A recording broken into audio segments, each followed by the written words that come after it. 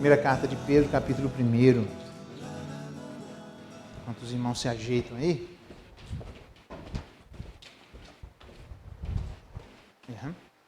Cuidado com a água aí, tá?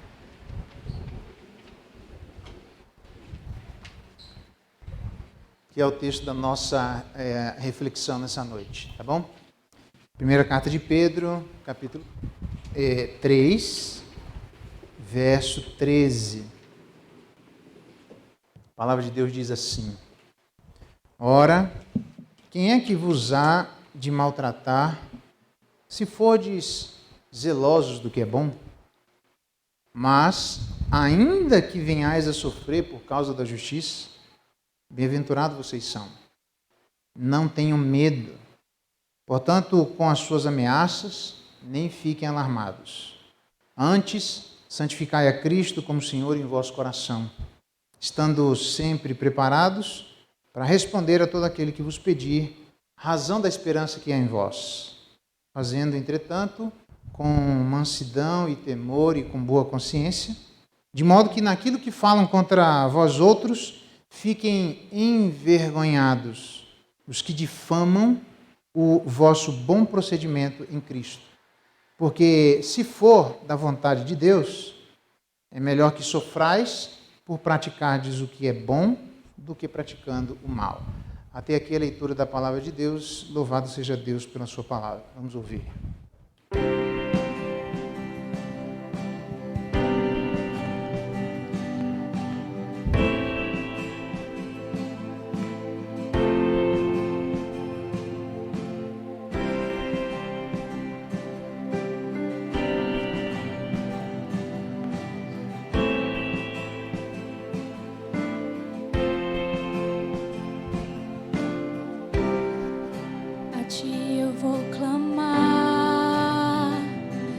Tudo vem de ti e tudo está em ti.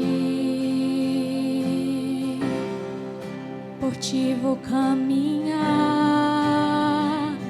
tu és a direção, o sol a me guiar. Oh, tudo pode passar, teu amor jamais me deixará.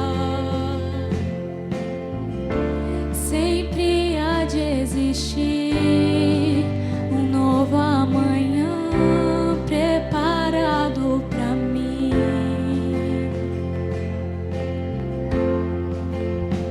Eu me rendo aos teus pés, és tudo que eu preciso pra viver. Eu me lanço aos teus braços, onde encontro meu refúgio, Jesus.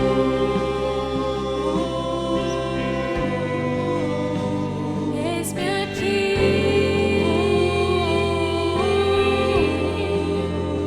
Jesus.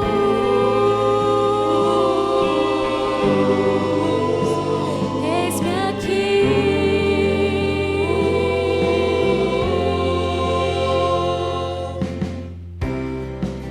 A ti eu vou clamar, pois tudo vem de ti e tudo está em ti. Oh, por ti vou caminhar, tu és a direção, o sol a me guiar. Tudo pode passar, teu amor jamais me deixará. Sempre há de existir um novo amanhã preparado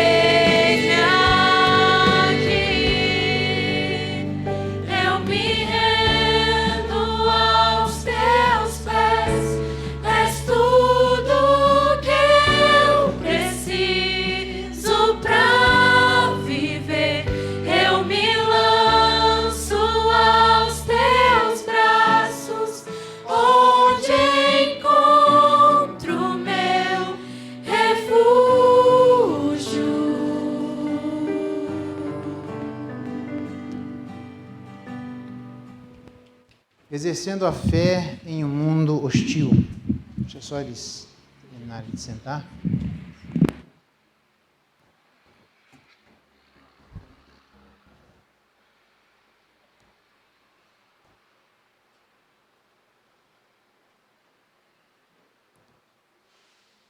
Exercendo a fé em um mundo hostil. É sobre isso que eu gostaria de conversar com vocês. Na verdade, a igreja, ela se encontra e sempre se encontrou em um lugar de hostilidade. Hostilidade essa que a gente pode escolher.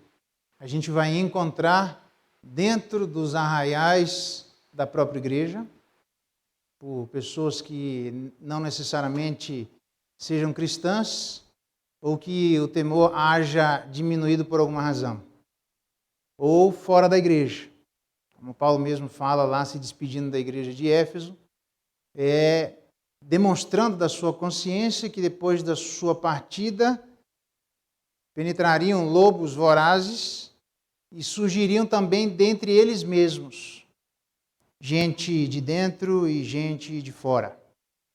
Pessoas aos quais trazem para a igreja uma circunstância e um ambiente absolutamente ruim, mas que ele não é impeditivo para o exercício da fé. Pelo contrário, é possível nós exercermos fé num ambiente assim. E o presente texto fala exclusivamente de aspectos que nós deveríamos levar em consideração se quisermos passar com sucesso pelo ambiente hostil que eventualmente nós nos encontremos. A primeira coisa que nós deveríamos fazer é sermos pessoas apaixonadas. Diz aí o verso 13: Ora, quem é que vos há de maltratar, se fordes zelosos pelo que é bom? Na verdade, é anormal nós esperarmos um sofrimento quando existe um cuidado para a prática do bom e do bem. Mesmo praticando assim, nós sabemos que a maneira para refrear os inimigos do Evangelho, onde quer que eles se encontrem, é através de um estilo de vida que leva em consideração a prioridade na prática do bem.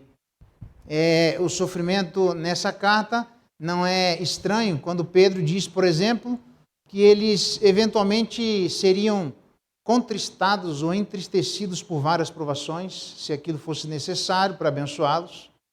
Disse que os escravos deveriam estar sujeitos aos seus patrões, ainda que eles fossem perversos e isso resultasse em maus tratos. As mulheres deveriam, através de uma vida piedosa semelhante à de Sara, aprenderem a se colocar diante de seu esposo. Todos poderiam ser, de alguma maneira, injuriados, perseguidos, ou de alguma maneira as pessoas falando mal sobre os crentes, sofrer por praticar aquilo que é certo, ou ainda não estranhar, quando ele mesmo vai dizer na carta que nós não deveríamos nos espantar um fogo ardente e uma perseguição que acontece na igreja por causa do Evangelho. O próprio Pedro foi maltratado pelo rei Herodes, que no final das contas resultou na morte de Pedro.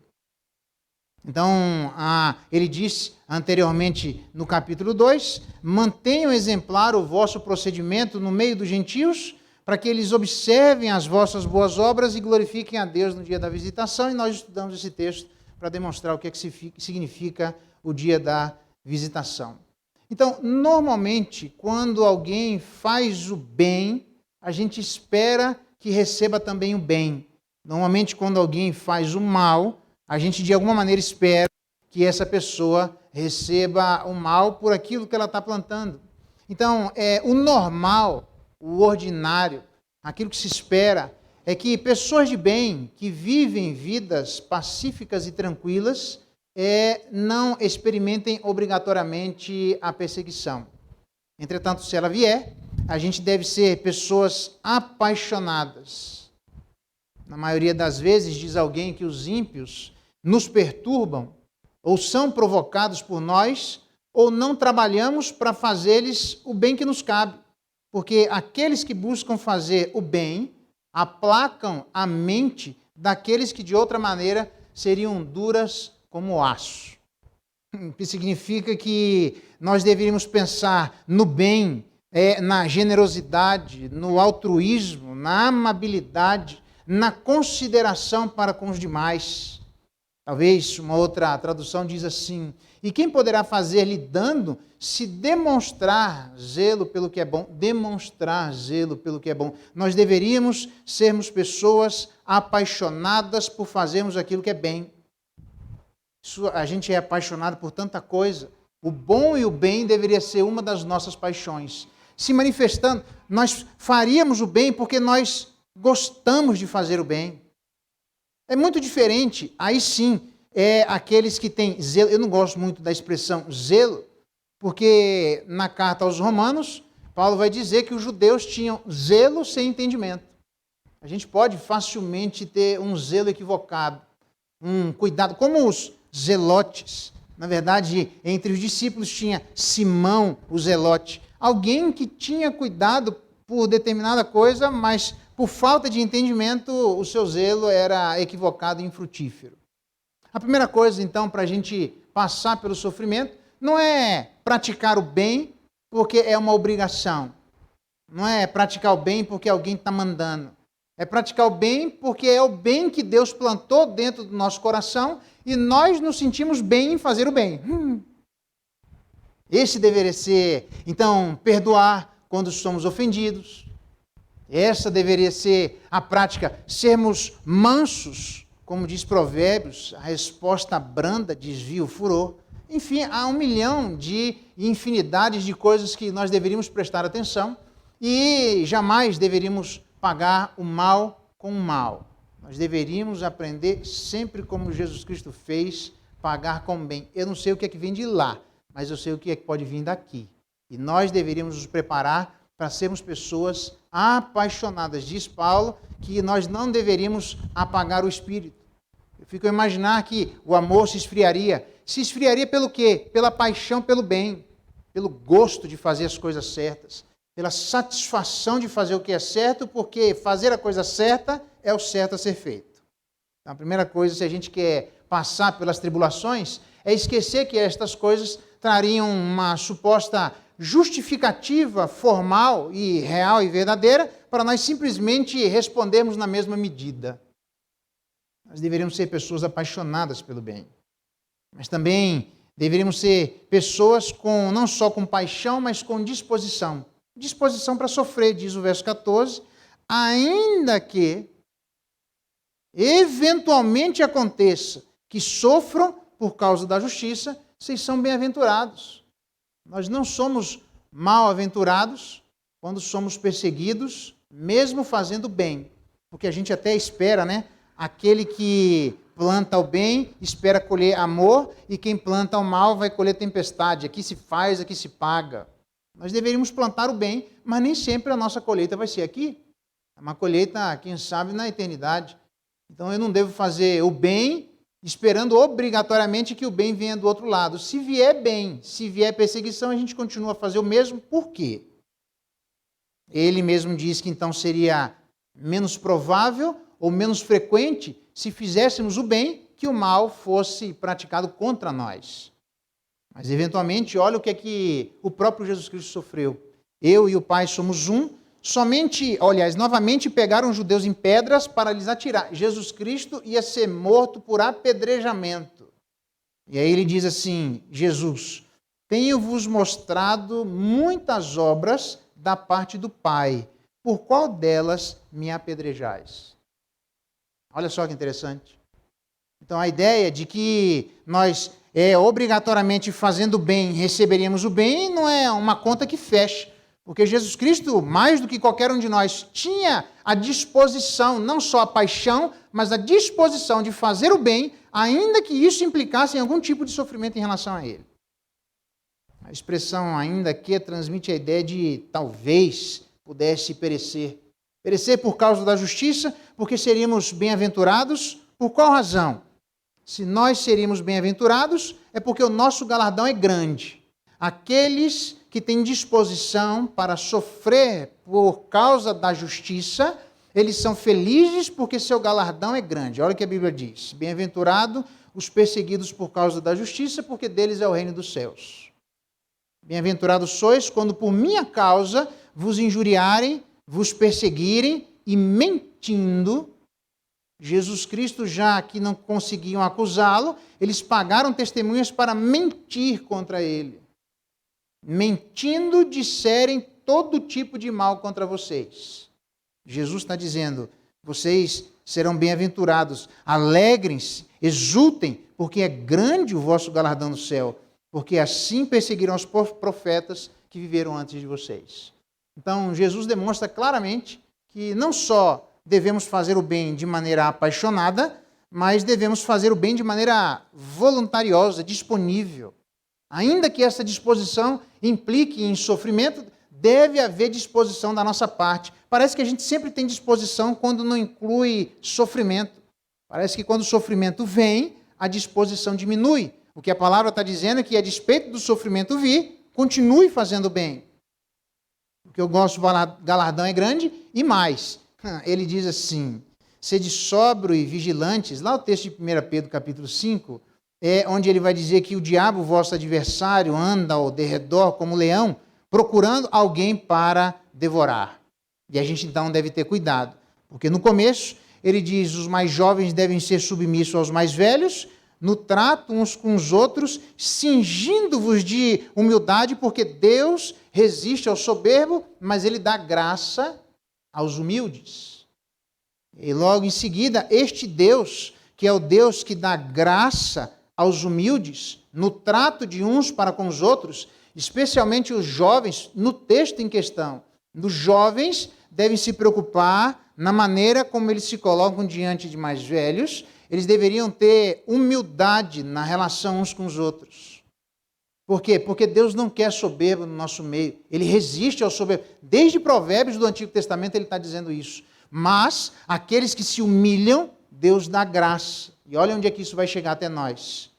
Ele diz então: humilhai-vos sobre a poderosa mão de Deus. O Deus, que é o Deus que dá graça, ele diz que tem uma mão que é poderosa. E ele vai concluir dizendo no verso 10, ora, o Deus de toda graça, esse Deus que é capaz de conceder graça quando as pessoas se aproximam umas das outras de maneira humilde e não soberba, de maneira a considerar o outro superior e não o outro inferior.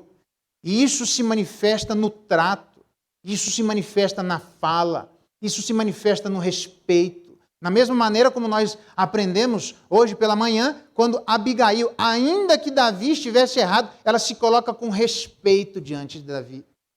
Esse Deus, que é o Deus de toda graça, diz a Bíblia que depois que em Cristo vos chamou à eterna glória, depois de teres sofrido por um pouco, Ele mesmo, o próprio Deus de toda graça, vos há de aperfeiçoar, firmar, fortificar e fundamentar.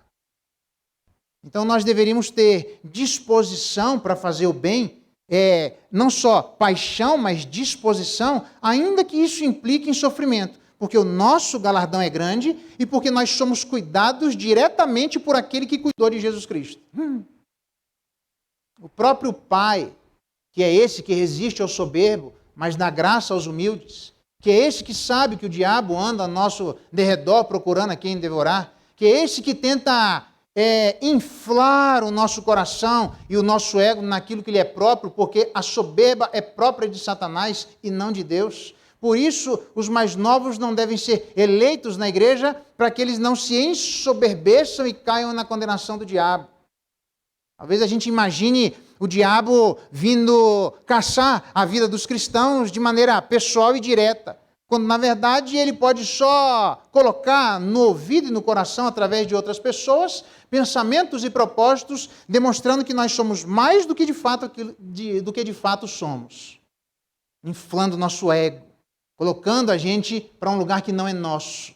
E aí, se nós formos humildes o suficiente, o Deus de toda graça, a poderosa mão de Deus, ela mesma há de aperfeiçoar, firmar, fortificar e fundamentar. Então, uma das razões para nós literalmente termos paixão, mas também disposição para exercer a fé em um ambiente hostil, é a disposição de sofrer pelo que é justo, porque sabemos que receberemos um galardão da parte de Deus. A gente não precisaria, fazemos mais do que a nossa obrigação, mas ainda assim Deus nos recompensa. Eu sei lá o que é o galardão, cada um fala uma coisa, mas o fato é que aqueles que forem fiéis e forem perseguidos e se manterem fiéis e constantes e tiverem disposição para continuar nesse caminho, a despeito da hostilidade imposta sobre estas pessoas, elas receberão galardão e o próprio Pai de Jesus Cristo há de olhar a ação de cada uma dessas e vai conduzir cada um desses irmãos sobre a sua poderosa mão, a mão do Deus de toda graça. Então a gente deveria ter disposição para sofrer fazendo aquilo que é correto, fazendo aquilo que é certo. Mas ele também diz que nós deveríamos ter coragem, onde ele fala que nós não deveríamos, no verso 14, nos amedrontarmos com as suas ameaças, nem sequer ficarmos alarmados. Em Isaías, não chameis conjuração a tudo que esse povo chama conjuração. Não temais os que ele temem, nem tomem isso por temível. Pelo contrário, ao Senhor dos Exércitos, é a Ele que nós devemos temer. Então, quando as circunstâncias se estabelecerem, a primeira coisa que acontece nos cristãos, naqueles que são perseguidos, é o temor toma conta. O medo toma conta. E o que Pedro está dizendo, não tenham medo. Nem alarmados sequer fiquem por conta disso. Deus há de recompensar a fidelidade de cada um de vocês, e Deus, o próprio Deus, o Pai de Jesus Cristo, vai fundamentar e firmar os passos de vocês. Então nós devíamos andar sem medo. O cristão que anda com medo, isso não é próprio do caminho do cristianismo. A gente deveria andar, porque se fizermos o bem, diz a palavra de Deus assim, no próprio texto de Pedro, também os que sofrem segundo a vontade de Deus, encomendem a sua alma ao fiel Criador na prática do bem. Veja que interessante. Você já parou para pensar que quando nós fazemos o bem, nós estamos encomendando pelo correio celestial a nossa alma direto a Deus? Deus cuida de mim. Deus olha pela minha alma. Deus zela pelo meu coração. Deus me fortalece, eu que tenho os pés vacilantes. Me coloca num terreno que ele não seja pantanoso o suficiente a ponto de eu negá-lo. Lá no livro de Provérbios, ele vai reconhecer exatamente isso. Quando ele pede para que Deus não deixe com que ele tenha muito e eventualmente se ensoberbeça e venha envergonhar o nome de Deus, ou que ele tenha pouco e venha roubar e também venha envergonhar o nome de Deus. Ele diz, dá-me aquilo que é necessário para ficar ao teu lado. Então, toda vez que nós fazemos o bem, nós temos galardão, nós temos cuidado e da nossa parte nós estamos entregando a nossa alma ao nosso Criador. Diretamente ao nosso fiel Criador. Você já parou para pensar que quando você sofre, você coloca a sua alma na mão de Deus? Você diz, Deus faz dela aquilo que o Senhor achar melhor. Foi assim que os mártires conseguiram passar por sofrimentos para nós intangíveis. Felicidade, já falei dela, uma mulher grávida que sofreu e as pessoas diziam, mas felicidade, mesmo grávida, abandona isso. Todo mundo vai saber da sua condição. O que fez Felicidade se firmar para justamente no sofrimento que ela teria no dia seguinte, na manhã seguinte, com 8 meses de gravidez. O que fez com que ela se firmasse de ser chifrada pelo boi, que ela se firmasse de sentar numa cadeira de ferro incandescente, que ela se firmasse quando nem sequer um carrasco acostumado a fazer o mal teve coragem de matá-la. Porque ela dizia que as minhas lutas estão na mão de Deus e eu estou encomendando a minha alma ao fiel Criador. A gente se percebe abandonados, a gente se percebe perdidos, quando na verdade, se fizermos o bem, Deus está cuidando pessoalmente de cada um de nós. Então nós deveríamos ser pessoas apaixonadas, nós deveríamos ser pessoas disponíveis, mas também nós deveríamos ser pessoas devotadas, diz o verso 15, antes, santifiquem a Cristo como Senhor em vosso coração. E a pergunta, o que é santificar a Cristo, certamente não é dar a Ele aquilo que é inerente a Ele, porque nós não podemos acrescentar aquilo que é próprio em Cristo. Então, santificar a Cristo em nosso coração significa que é entendermos a identidade de Jesus Cristo.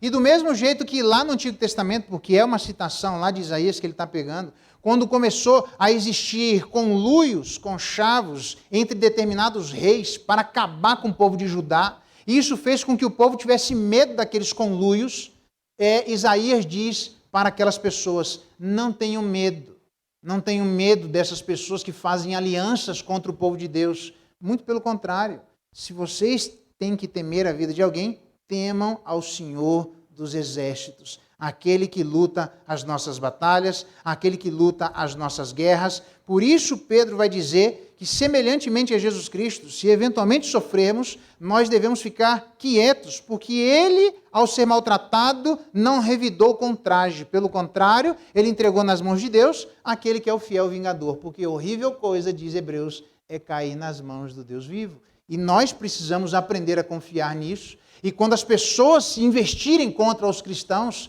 onde nós podemos ser perseguidos por causa da nossa relação com Deus, Deus diz, tenha calma, sejam pessoas apaixonadas, sejam pessoas disponíveis, mas sejam pessoas devotas. A melhor palavra para mim de devoção aqui seria consagração. Troca a palavra então devoção por consagração e vamos ver o que acontece. Onde o texto diz, antes consagrai a Cristo como Senhor em vosso coração. Ficou melhor? Consagrem a Cristo como Senhor. É Ele que é o dono da sua vida. E nós precisamos aprender que se nós temos que temer a alguém, este alguém é o próprio Senhor Jesus Cristo. Ele é o Senhor dos Exércitos, Ele é digno do nosso temor. Ele é digno do nosso respeito. Ele é digno de ser Senhor sobre a nossa vida. Eu gosto da profissão de fé, porque a palavra diz lá em Romanos que a salvação não está longe. Ela está na boca, porque com a boca se confessa para a salvação, mas com o coração se crê a respeito da ressurreição. Então, o que é que nós devemos fazer? Crer em Jesus Cristo como Senhor do nosso coração. Ele não é só Redentor, Ele é Senhor. Então, Ele deve ter toda a prioridade de cada um de nós. A pergunta é simples. Se a nossa caminhada demonstra a prioridade que Jesus Cristo como Senhor tem sobre os seus servos e os seus escravos. Porque às vezes parece que a gente faz coisas, faz e arquiteta um determinado plano, coloca na mão de Deus e diz, Deus, não precisa, eu até ajudei, adiantei, o senhor não precisa fazer nada, põe o carimbo celestial, que é do jeitinho que está escrito aqui. E Deus diz, eu vou refazer completamente diferente. Há várias coisas que dizem isso. O homem faz planos, mas a resposta certa vem dos lábios do Senhor. Nós sabemos de Paulo, que era um grande homem, um homem consagrado a Deus, que tinha Deus como primazia em seu coração. Quando ele ficou doente, nada mais do que orar pedindo graça de Deus para ser sarado, porque ele estava orando, ele estava se consagrando e Deus tinha todo o poder para libertá-lo. E Deus disse, não, eu tenho uma ideia completamente diferente da sua. E se você ficar doente, continuar doente, seja lá qual for esse problema, que eu não acho que era uma doença física, né? Eu acho que eram os judeus tornando a paciência de Paulo, porque ele vai dizer isso logo nos versos a seguir. Então, onde Paulo ia, tinha alguém buzinando no ouvido dele. Era terrível. Paulo sofreu barbaridade e Jesus Cristo disse isso. Você me perseguiu, pois agora você vai andar e aprender o quão importa sofrer pelo meu nome. E Paulo sofreu perseguição a vida inteira. Pensa no ministério que foi profícuo, pensa no ministério que foi abençoado, mas pensa no mistério que foi sempre turbulento. Deus quer que a gente viva a vida tranquila e mansa, mas eu não sei se Paulo teve essa tranquilidade. Então, ele orou e diz, Deus, não dá para afastar disso? E Deus disse, não, eu vou fazer do meu jeito.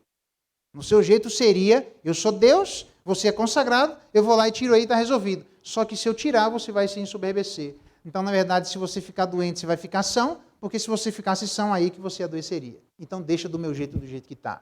Você já parou para pensar que, às vezes, existem determinados sofrimentos que a gente não deve orar a Deus para tirar esses sofrimentos da nossa vida?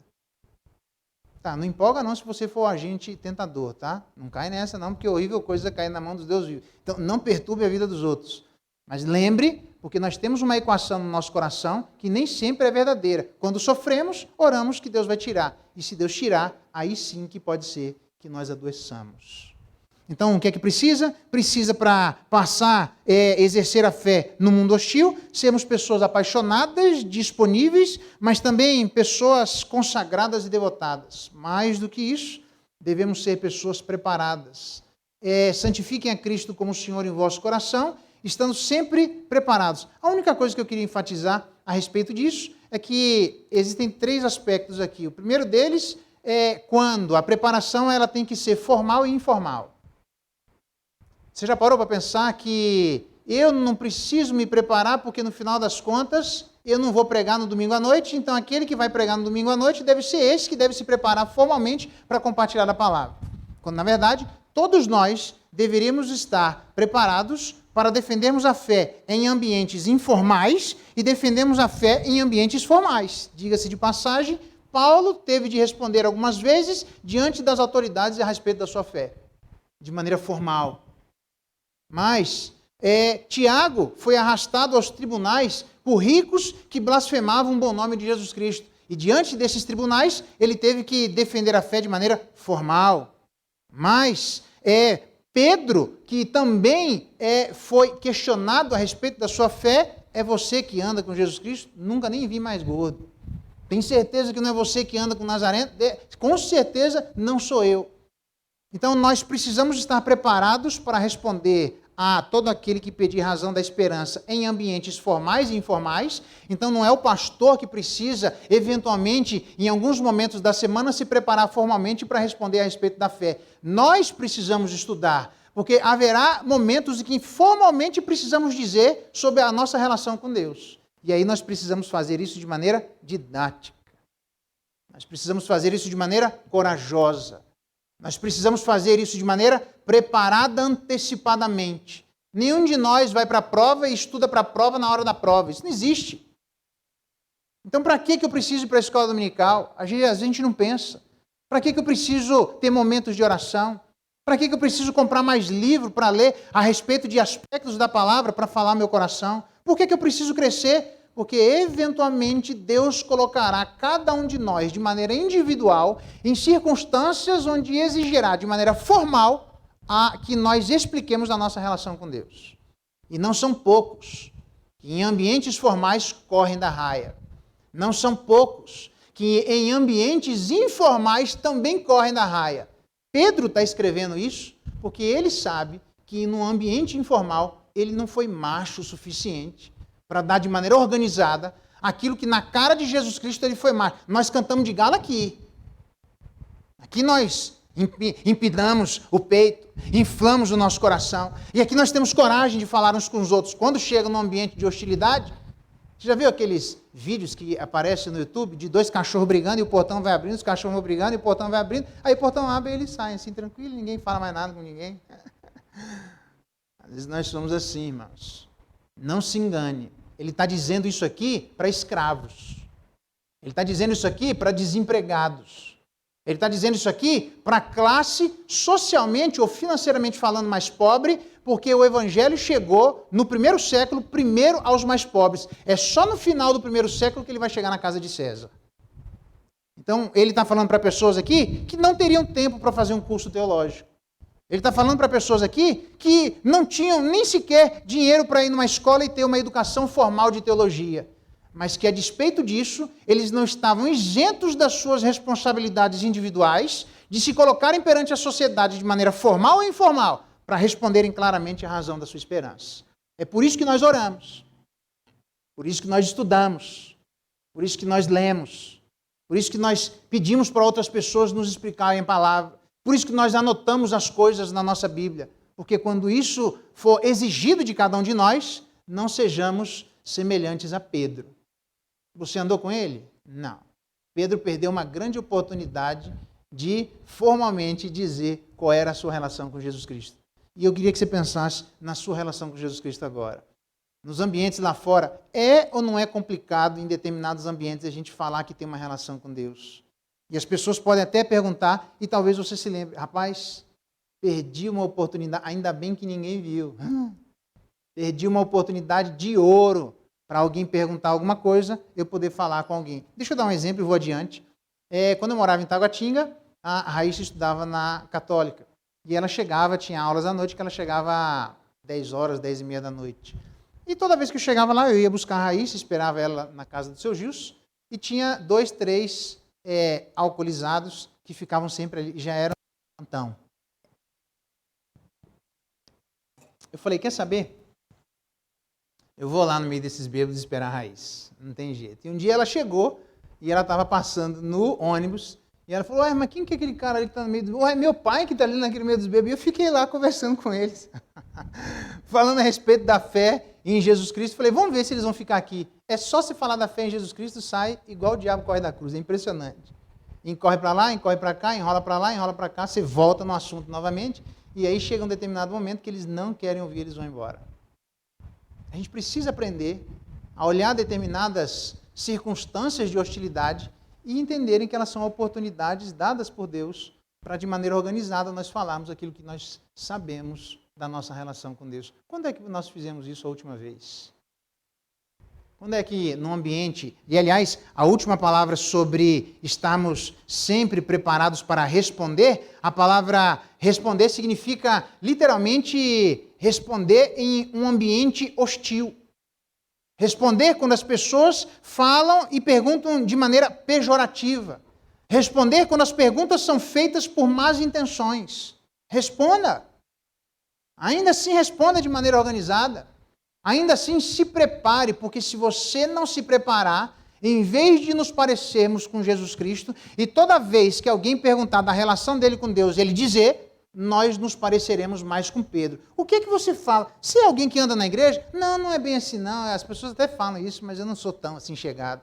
Tem certeza? Você sabe dizer da sua relação com Deus como é que funciona? Aí naquele ambiente onde existe chacota, naquele ambiente onde existe escarnecimento, naquele ambiente onde não é o ambiente da igreja, um ambiente onde a gente se sente desconfortável, pior, onde as pessoas vêm com perguntas de pegadinha. Quem de nós já dizendo, eu não vou responder porque eu não quero me colocar no mesmo lugar que essas pessoas? Responda aquilo que elas estão perguntando. Porque não foram poucas vezes que as pessoas com pegadinhas, que as pessoas com más intenções, que as pessoas de maneira hostis, que as pessoas perguntando de maneira abusiva, se colocaram na presença de Jesus Cristo e ele sempre respondeu. Por quê? Porque ele ia orar de madrugada dizendo, Pai. Por quê? Porque quando ele está lá com Lázaro, um ambiente de morte, ele diz, Pai, eu estou orando, mas para que eles percebam que o Senhor me ouve, porque na verdade o Senhor sempre me ouve, nós somos íntimos, nós estamos sempre conversando. O Senhor sabe daquele assunto que eu tratei? Isso, agora eles precisam ver que eu tratei desse assunto. Pai, leva-os para junto de nós, para que eles vejam a glória que eu tinha contigo antes da fundação do mundo. Jesus Cristo foi uma pessoa que está constantemente na presença do Pai, se preparando para que quando ele descesse do monte, ele enfrentasse os desafios e as hostilidades que lhes eram próprias, a ponto de chegar a levá-lo, Jesus Cristo, para a morte mais desonrosa, a morte de cruz. Preferiram soltar Barrabás ao invés de Jesus Cristo, onde o próprio Herodes viu que por ciúmes eles entregavam e por inveja a Jesus Cristo. Mas ainda assim, constantemente, ele está de maneira particular conversando com o Pai, porque ele sabe que na hora que ele deixar de conversar com o Pai e for para o mundo real é hostil em relação à verdade de Deus.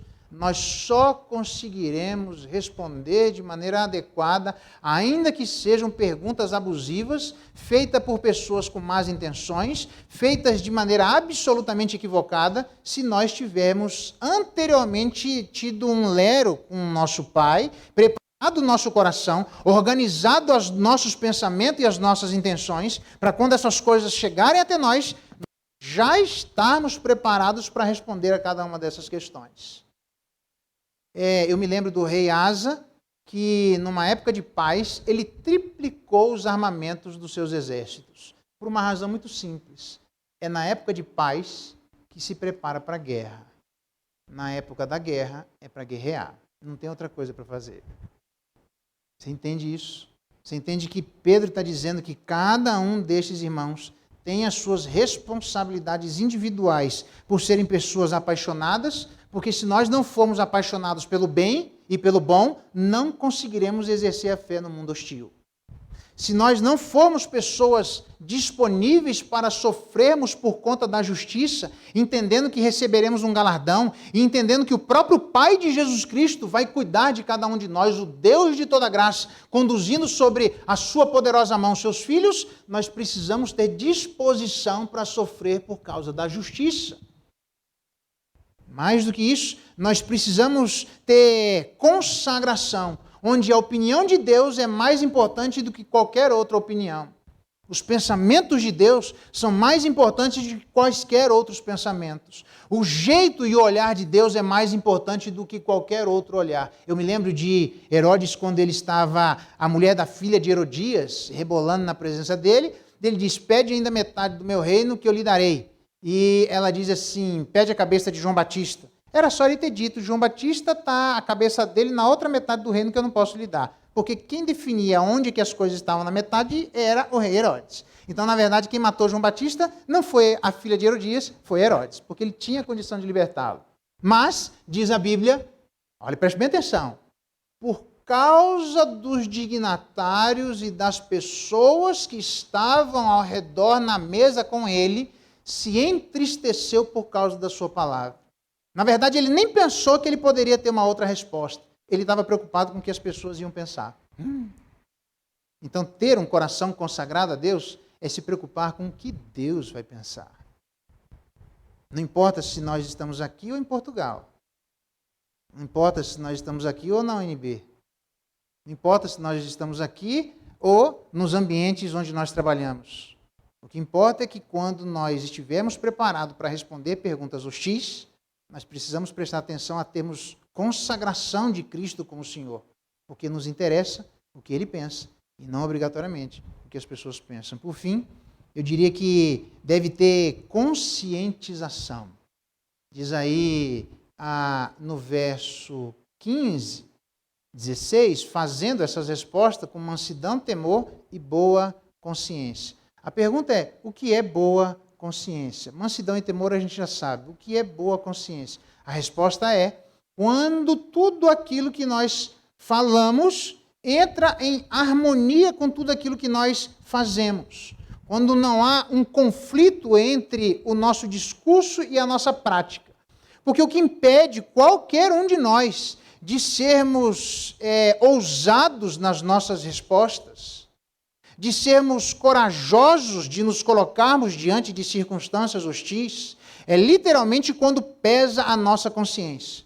Você vai se lembrar quando queriam matar aquela prostituta e disseram, Jesus Cristo, não diz a lei que quem for pego em adultério tem que ser morto? Mas cadê o outro cara que estava adulterando junto com ela? Beleza, era de madrugada, e Jesus Cristo diz assim, aquele que não tem pecado atire a primeira pedra. Diz a palavra de Deus que pessoas que eram ímpias, que queriam a morte daquela mulher e que queriam colocar Jesus Cristo em alguma pegadinha, diz o texto que, começando dos mais velhos, pesou-lhes a consciência.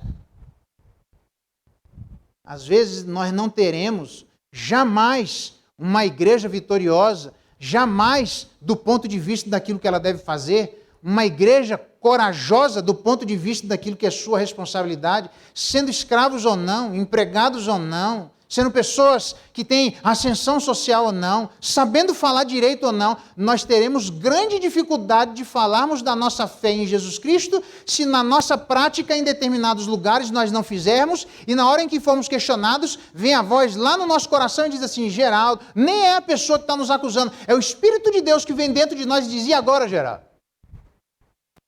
Como é que faz para você falar isso? Você tem coragem?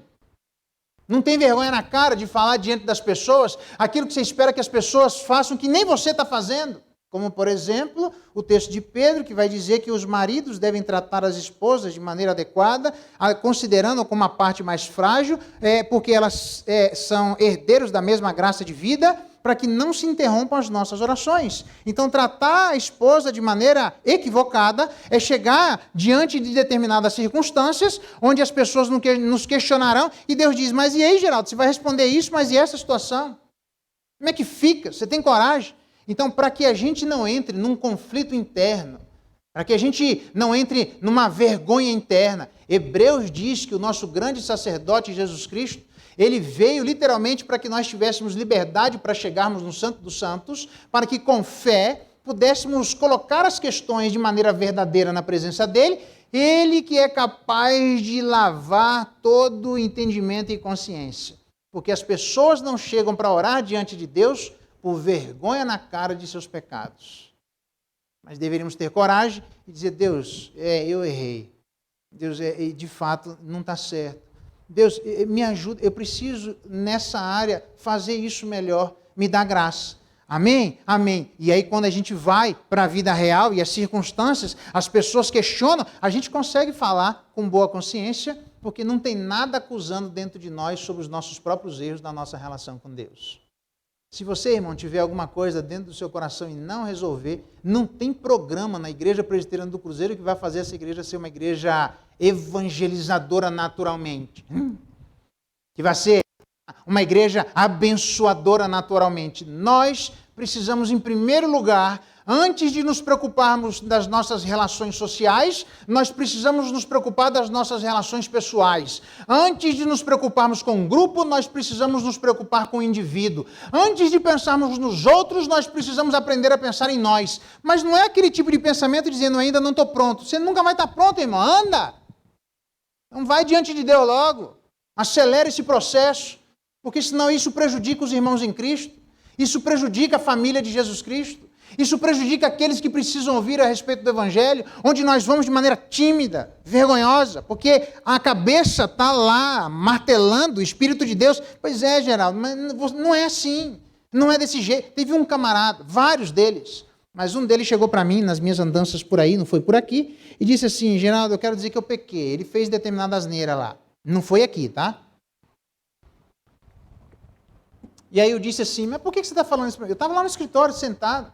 Por que você está falando isso para mim? É porque eu não aguento mais chegar na igreja, olhar na tua cara e eu saber que eu estou mentindo para você.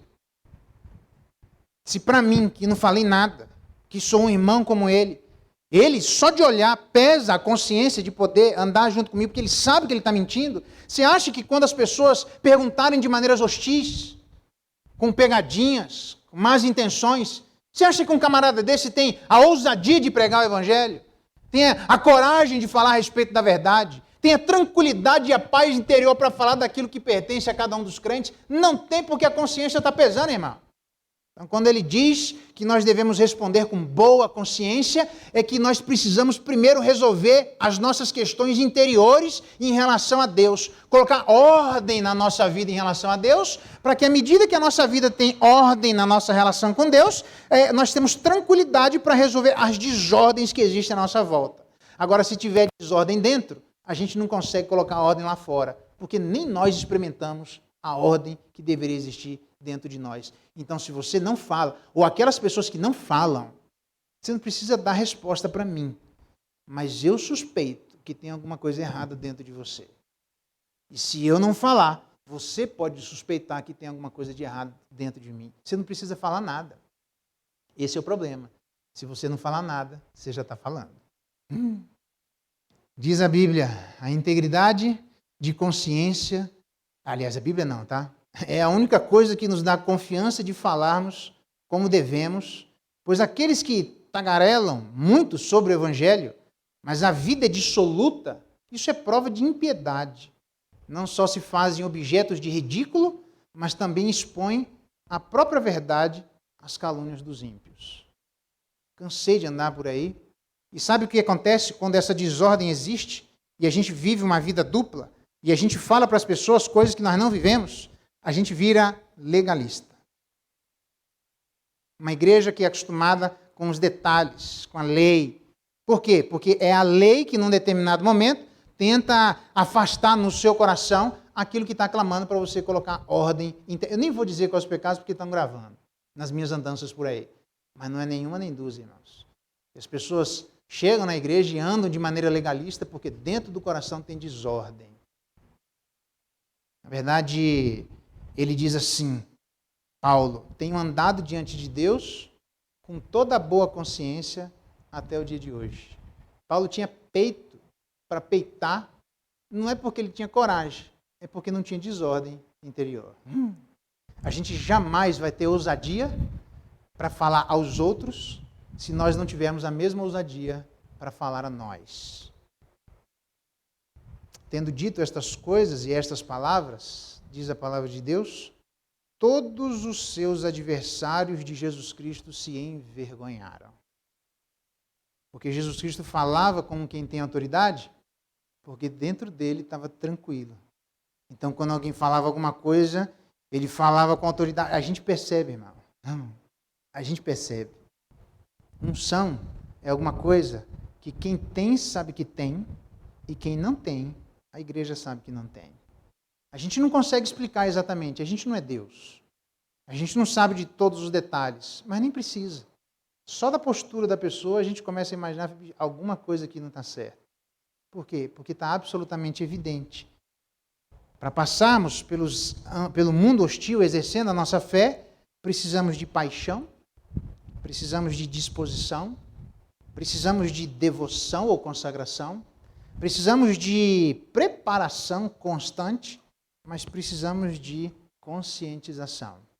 Se nós formos pessoas apaixonadas, se formos pessoas disponíveis, se formos pessoas consagradas, se formos pessoas que se preparam e se formos pessoas que são coerentes, apesar da hostilidade que existe à nossa volta, nós exerceremos a nossa fé com sucesso num ambiente hostil. Mas para isso, precisa ter estas coisas. Queria pedir ao pessoal do louvor que viesse à frente para nós cantarmos aquela segunda música de hoje de manhã. A Minha Fé, acho que é o nome, né? E eu queria que você, que está nos assistindo, e todos nós que estamos presentes nessa noite, saísse daqui desafiado. Não é entristecido, é desafiado. Dá para exercer a fé num ambiente hostil? Se não desse, Pedro tinha falado que não dá. Irmão, quer saber? Esquece tudo aí, cada um faz o que quer e vamos embora. Não é assim. Dá para exercer? Dá. O mundo hostil não deve servir para desculpa para nós não falarmos daquilo que deveria ser próprio a nós. O mundo hostil deveria servir para nós repensarmos se existe dentro de nós aquilo que deveria e que é próprio da vida dos cristãos. Você tem paixão pelo bem? Você tem disposição para sofrer? Você tem consagração? Me interessa a opinião de Jesus Cristo a esse respeito? Eu vou namorar? Me interessa o que é que Jesus Cristo pensa sobre o assunto. Eu vou falar com meu marido? Me interessa o que Jesus Cristo pensa sobre o assunto. Eu vou falar com a igreja? Me interessa o que Jesus Cristo pensa sobre o assunto. Eu vou falar com esses caras ímpios, o que é que Jesus Cristo pensa sobre o assunto. Isso é muito importante. Interessa que todos os dias gastemos tempo nos preparando. Porque quando chegar o momento, as pessoas vão perguntar: você é aquele que anda com o Nazareno? Pedro, o líder do colegiado apostólico, disse 3 vezes: nunca vi mais gordo. Por isso é que ele está escrevendo para a igreja: se preparem, porque eu sei o que é não estar preparado. É vergonhoso. E termina dizendo: sejam coerentes. Isso cabe para mim e para você. Pedro diz que Timóteo, Paulo falando, que uma pessoa que se domina, isso tem grande valor diante de Deus. Uma pessoa que luta pelas questões internas tem mais valor do que um herói de guerra e do que quem toma uma cidade. Quem luta por domínio próprio. Antes de querermos dominar os outros, precisamos dominar a nós mesmos, irmãos. Porque a gente imagina, quem é o vilão que vai chegar dentro de casa? Então, as portas da minha casa vão se abrir, porque eu vou chegar lá. E quando eu chegar lá, eu vou estar lá. Porque eu vou chegar junto comigo. Não precisa o ladrão chegar, eu estou chegando, irmão. Não precisa o usurpador chegar, eu entrei na minha casa. Não precisa o abusador vir, eu cheguei diante da minha família. Eu preciso lutar para ter boa consciência. Como Paulo fala, até hoje eu tenho boa consciência. Porque se isso acontecer, a gente vai falar. E aquilo que reagiram diante de Cristo precisa acontecer conosco. A gente fala e as pessoas precisam sair envergonhadas por causa do nosso bom procedimento em Jesus Cristo. Vamos ficar de pé? Vamos cantar? Paixão, disposição, devoção, preparação e conscientização. Vamos cantar?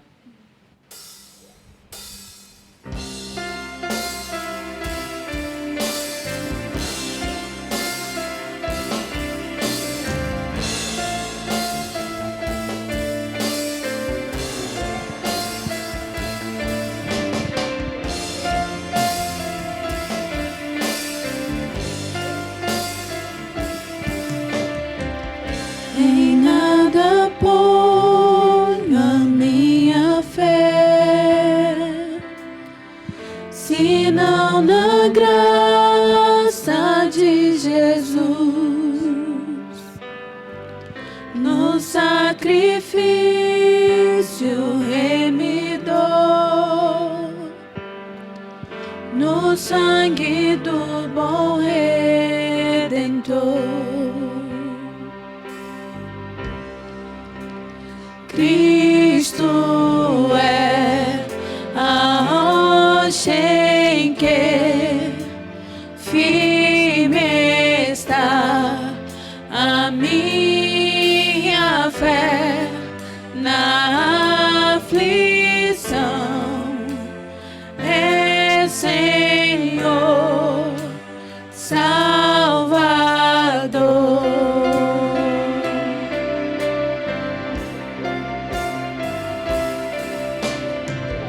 Se não lhe posso a face ver, na sua graça vou viver. Em cada crise sem falhar, sempre hei de nele confiar. Sempre hei de nele confiar.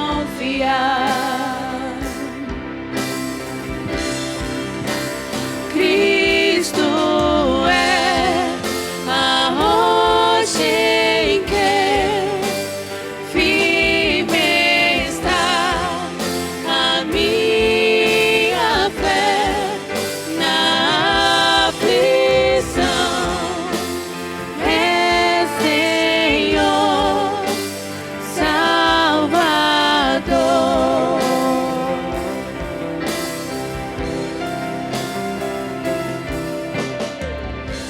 Assim que o céu clarim soar, irei com ele me encontrar. Me alegrarei na redenção com todos que no céu estão. Cristo é a rocha em que firme está a minha fé na aflição. É Senhor Salvador.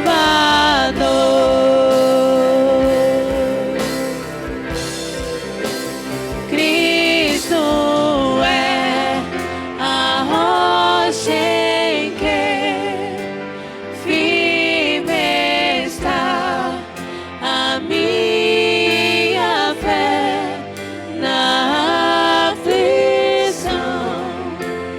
É Senhor Salvador.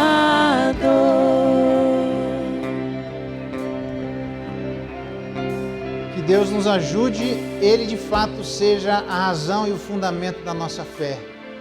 Para quando Deus colocar cada um de nós em ambientes difíceis, hostis, possamos manifestar com fidelidade, porque somos pessoas com paixão, com disposição, com consagração, preparação constante, mas com coerência de vida. Pai, em nome de Jesus, Paulo disse que ele pôde falar das verdades celestiais porque ele conseguiu ter boa consciência até aquele momento.